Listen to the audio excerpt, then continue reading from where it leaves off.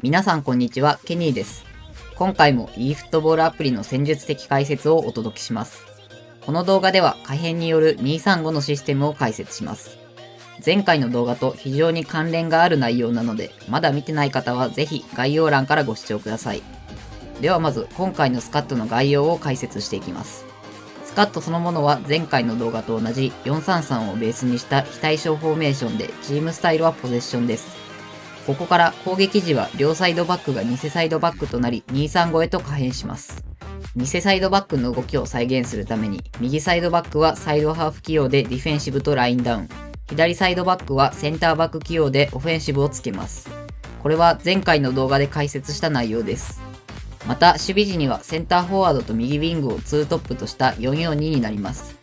ただこれでは右ウィングが守備時には中央へ絞り、ボールを奪うとまた外へ開くという動きを繰り返すことになり、スタミナを無駄に消費してしまいます。そこで右ウィングにカウンターターゲットをつけることで守備時にもサイドに固定します。右ウィングがサイドに残る変則的な442で守ろうというのが今回の守備のコンセプトです。ではスカットの概要について理解できたところで、ここからは各ポジションのプレーの解説に移りたいと思います。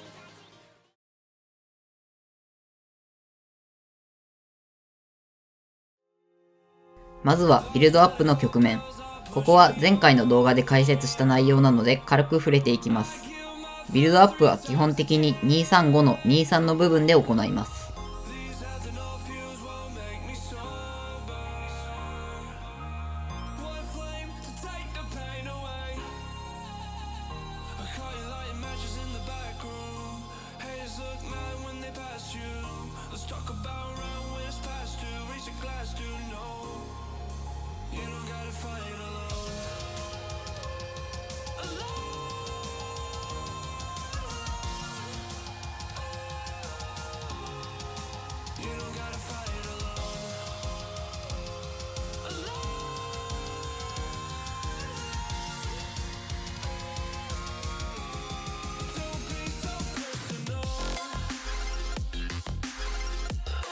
また、右の偽サイドバックをサイドハーフとして起用している関係で、右センターバックがボールを持った時は、右の偽サイドバックは2-3の形を崩してサイドに流れる動きを見せます。中央からの前進が難しい時は、これを利用してサイドから前進します。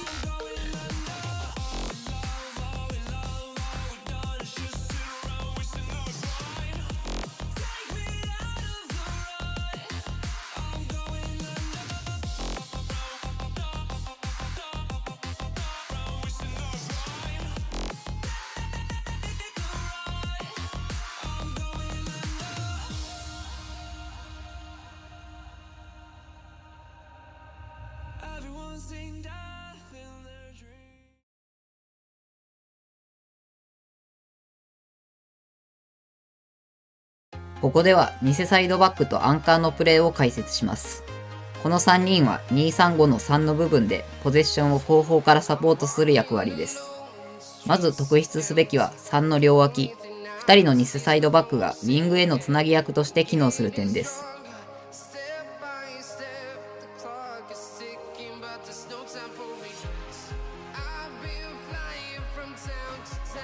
このように5レーンのハーフスペースにポジショニングしたところから一気にサイドに展開することでウィングがフリー、もしくは1対1の状況に持ち込むことができます。235は中盤が3枚いる分、中央で安定してボールを持つことができるので、相手を中央に集めてウィングがサイドでドリブルを仕掛けやすい状況を作ることができます。これは235と325の違いの一つです。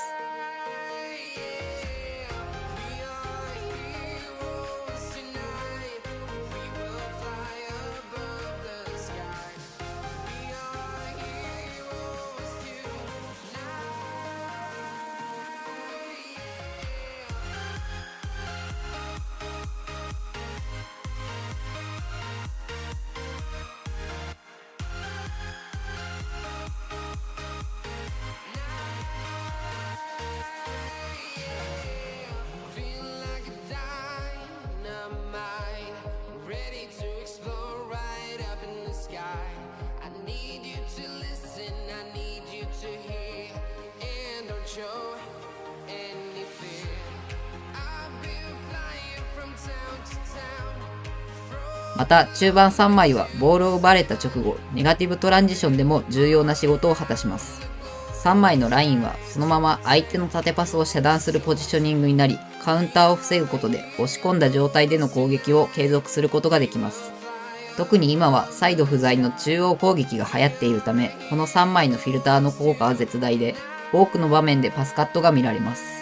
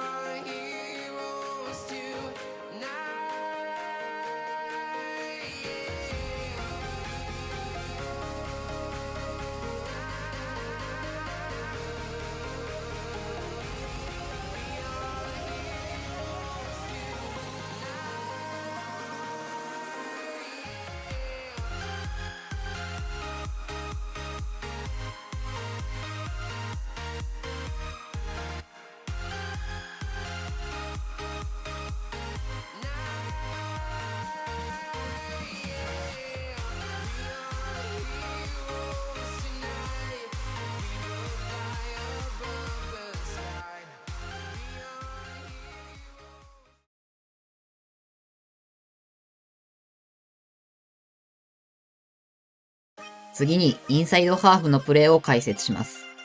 注目すべきは片方を OMF 起用で2列目からの飛び出し、もう片方を CMF 起用でプレーメーカーと起用法とプレースタイルに違いをつけている点です。人選としては CMF の方に攻守万能タイプのプレーメーカーやボックス2ボックス、OMF の方は攻撃的な選手を置きます。これは442で守備をする時のことを考えた人選で、CMF は442の中央を守ることになるので、ボランチ的な守備力が求められる一方、OMF の方は442のサイドを守るので、そこまで高い守備力は必要になりません。このように起用法、プレースタイル、人選の基準が異なる両者ですが、その違いはプレーにも現れます。両者の違いはニアゾーンランに対する動き方です。ニアゾーンランとは、ウィングがボールを持った時、中盤の選手がペナルティエリアのハーフスペース、いわゆるポケットに走り込む動きのことです。ウィングがボールを持った時、ニアゾーンランを行うのは基本的に CMF 起用のプレーメーカーの選手です。では OMF の2列目からの飛び出しはどうするかというと、ゴール前に走り込みます。CMF がニアゾーンランでチャンスを作り、OMF がゴール前でそれに合わせるという形を理解しておくことで、複雑な攻撃がより整理されて見えてくるはずです。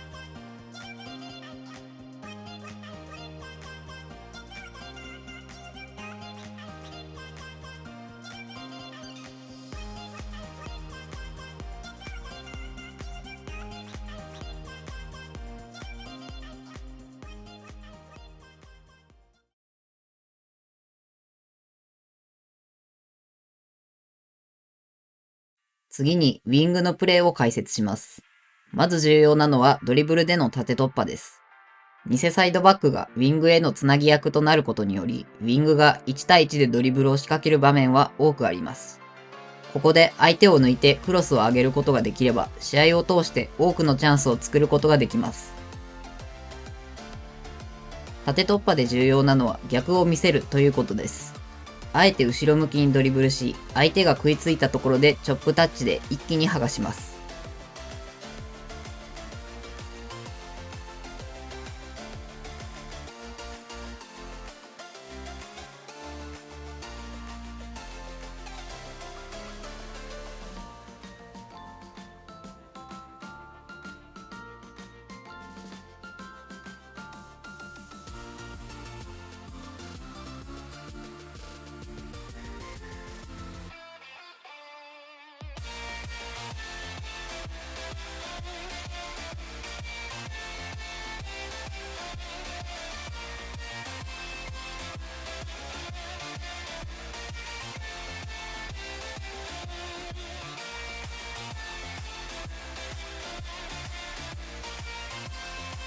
また、決定的な場面でのドリブルを決めるために、試合の中でカットインを見せておくことも重要です。たとえゴールから遠い場所だとしても、カットインして逆サイドへ展開する流れを見せておくことで、相手の守備に迷いを生むことができます。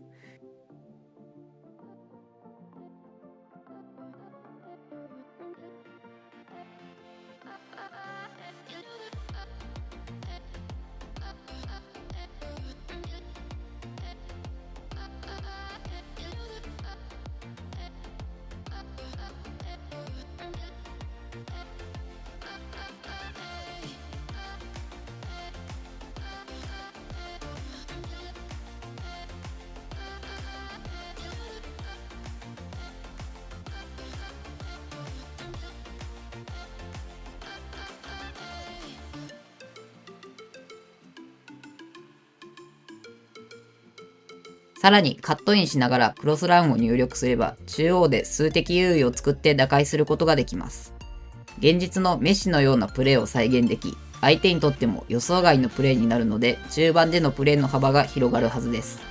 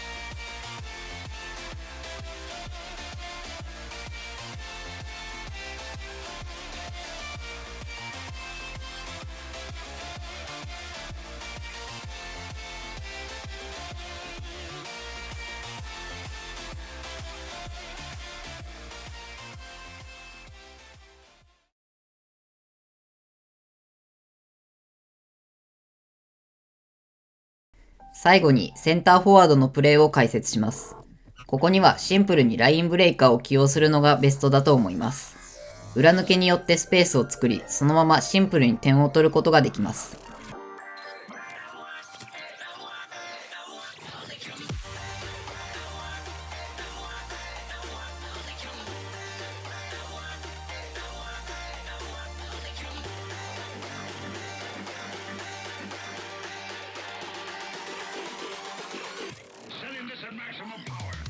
ただ、トップの裏抜けだけで点を取れる場面はそこまで多くはありません。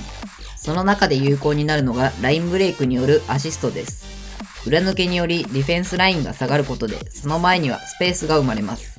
ここにスルーパスを送ることで2列目から飛び込んできた選手がゴールを決めます。これはこのスカットで最も得点が決まる形であり、そのためにセンターフォワードの選手にスルーパスは必須のスキルです。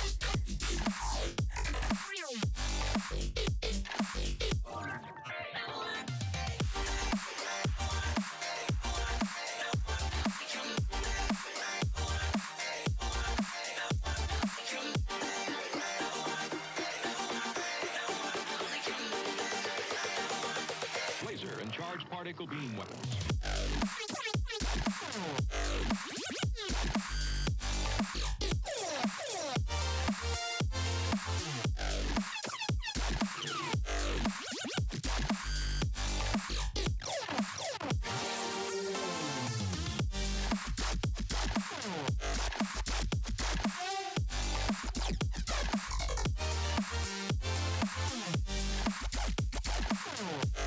以上、この動画では可変による235のシステム、そして各ポジションのプレーを解説しました。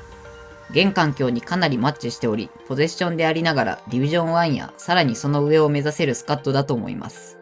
また、偽サイドバックの起用やウィングのクロスランは他のスカットにも活かせるはずなので、今後のプレーの参考にしていただけたらと思います。では、今回の動画は以上になります。最後までご視聴いただきありがとうございました。